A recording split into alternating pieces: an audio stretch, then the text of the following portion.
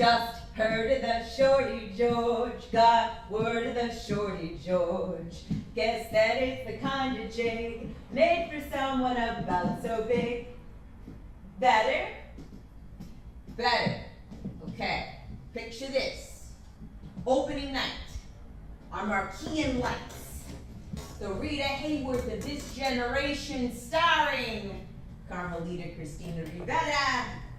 Production by Angel Torres.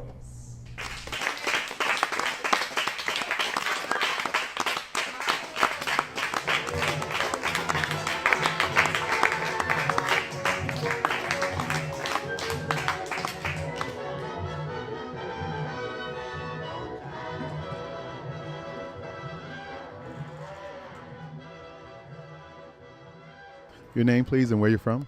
Imani Gail Gillison, originally from Brooklyn, New York.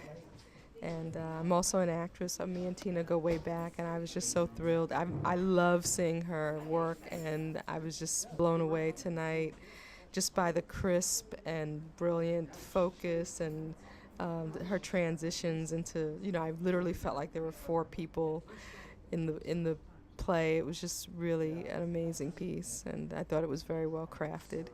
So as an actress, you understand the technical aspect of arranging all those personalities and languages and movements. Yes. And knowing her personally, how do you think she pulled all that together?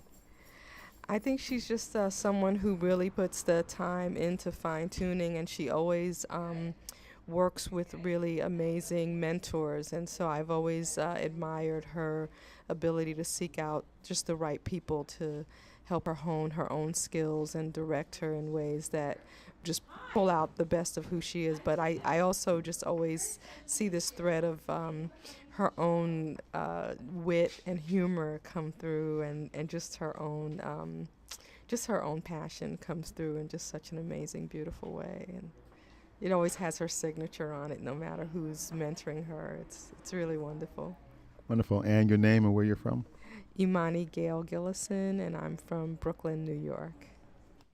Because as I was going, I was just getting so excited. I was sort of falling in love with every character I was creating. I wasn't necessarily falling in love with Kelsey, but I was very intrigued by what she represented and what she means, and sort of as a vehicle and sort of creating these archetypes. So I realized that everyone sort of played a very key role in this story, because there's so many things going on. There's sort of, Carmelita's, she's wanting to be taken by sort of Kelsey in this direction, but yet Rita's sort of giving her, guidance in this other direction. And Carmelita was completely sort of infatuated with Jesus, and then her heart is starting to open over here, and at any rate, so.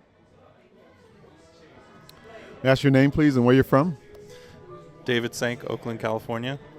So we just saw the conclusion of the Rita Hayworth of this century, starring Tina D'Elia as a one-woman show. What do you think? I was really drawn into the show from the very beginning. I think that she played all the characters really well, and it was very entertaining. Did you feel that it brought you back to the era of Rita Hayworth and then fast forwarded back to where we are today? I think it took parts of that era and brought it into more of a modern sensibility. So it did a good. She did a good job of fusing old Hollywood with new Hollywood. And the fact that you know the actress personally, how does it? What is it? What are your thoughts of seeing her transform into these multiple personalities?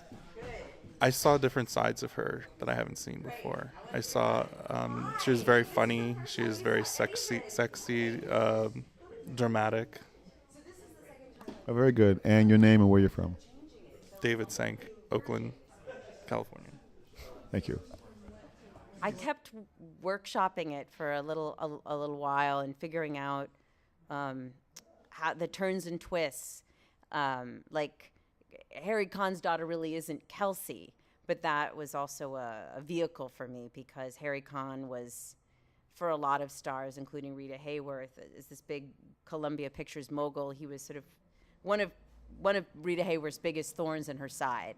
So again, it was sort of like I love doing the historical sort of research and then kind of infusing that into the story, even though it was, it was make believe. Like, Vegas has a purgatory where dead stars live. Of course, in the Mirage, certainly. Why not?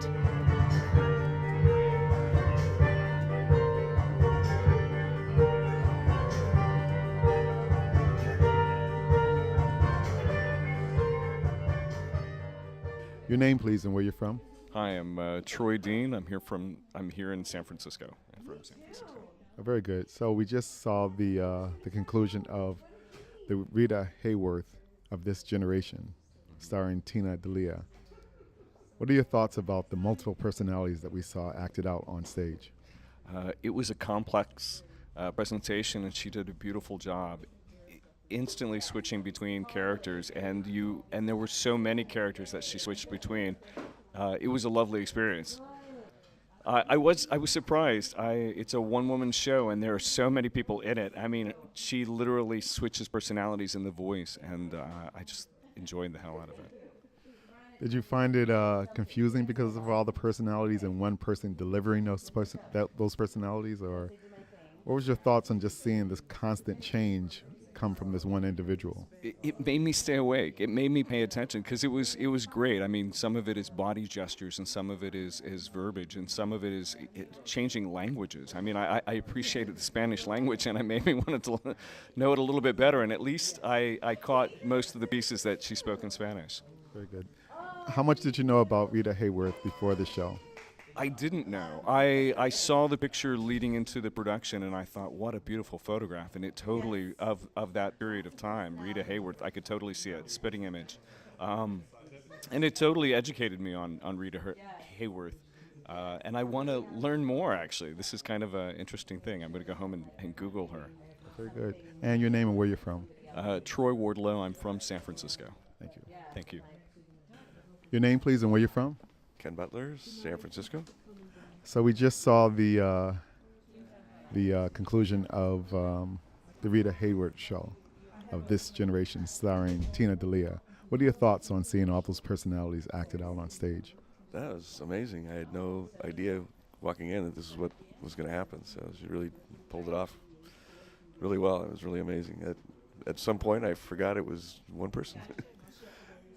And how much did you know about Rita Hayworth up to this point? A little bit, not a lot. I mean, I'm not like a huge Rita Hayworth fan or anything, but I knew she was married to Orson Welles, but and I know her films, so that was about it.